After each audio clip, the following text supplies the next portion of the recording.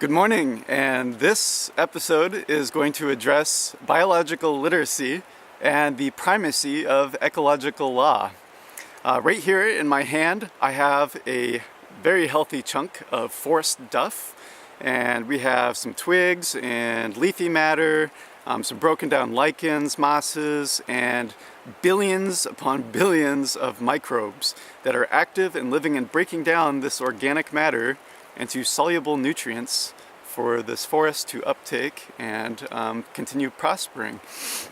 There are also bacteria in this forest stuff and soil that are fixing nitrogen and feeding the trees very directly, and also breaking down nutrients that are then taken up by mycorrhizal fungi in the soil, which are communicating and creating this interlace, this earth-based underground internet is what it is, and it's connecting all these trees together and allowing them to communicate and exchange nutrients and information with one another.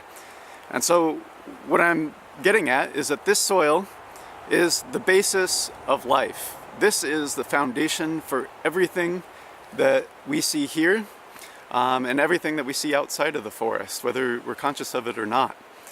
I'm trying to create a model that is inspired by this lush, green, beautiful rainforest that's intact and very balanced. I'm trying to create this in my own backyard. I'm trying to grow the foundation for a living system through soil. What we need to do is create a lot of different living organisms in a lot of different backyards, a lot of different fields, a lot of different landscapes, and connect them all together to create a living superorganism. We need to create the basis for a sustainable society based on the respect of the source of life, which is soil. And in soil, because it's alive, we put other living things like seeds into it, and it grows our food, our fiber, our fuel, alternative fuels potentially, and medicine through lots of different kinds of herbs.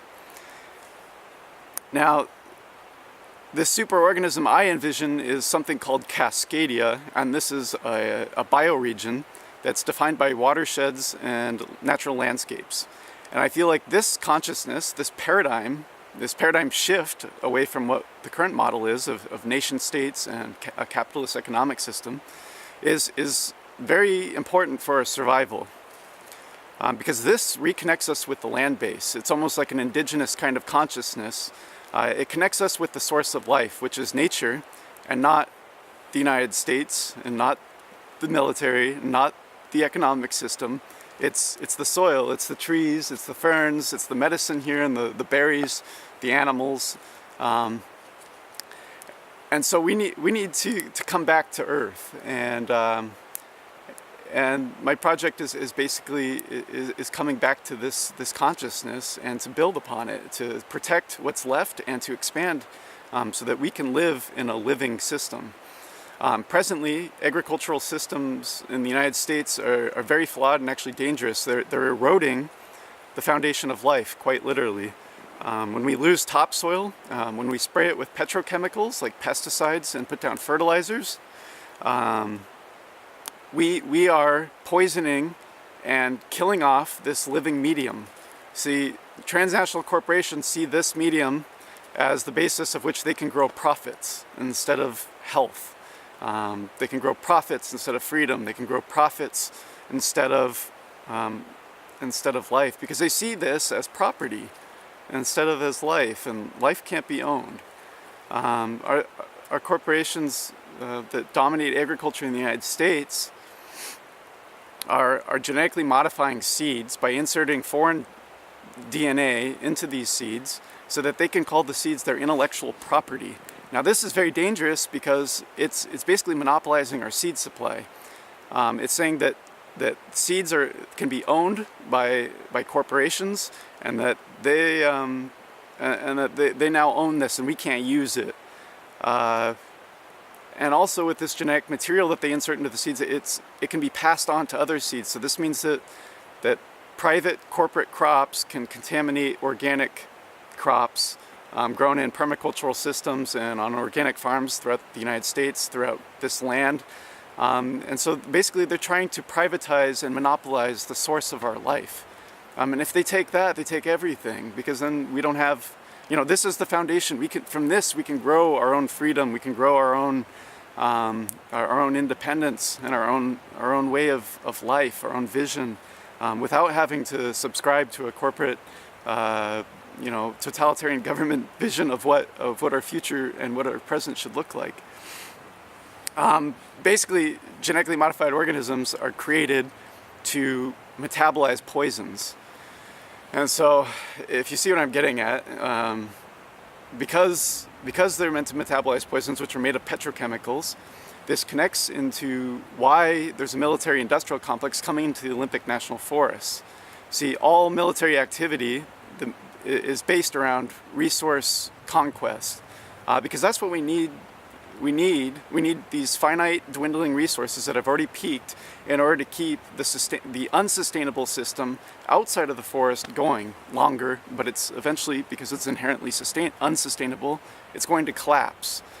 This is the flaw with the nation-state model: is that it tries to keep itself alive for as long as it can, but it's fundamentally not sustainable. It's not regenerative, and it's dying.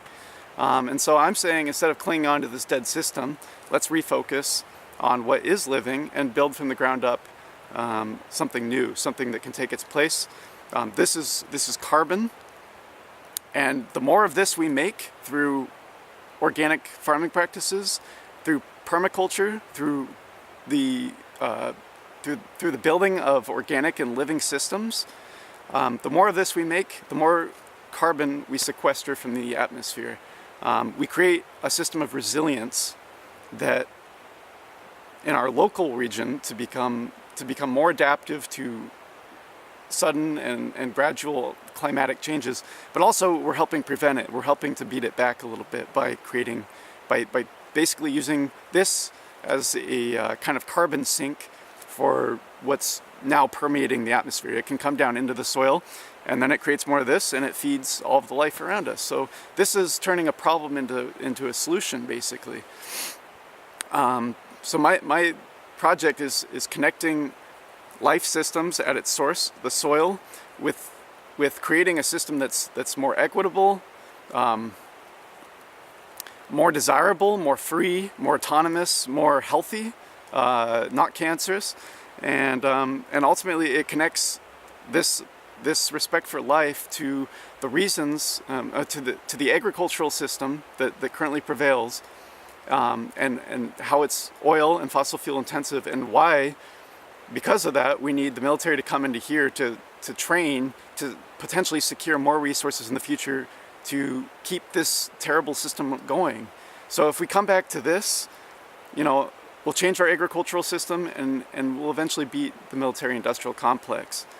We won't need a military if we secure our own food and life security in nature.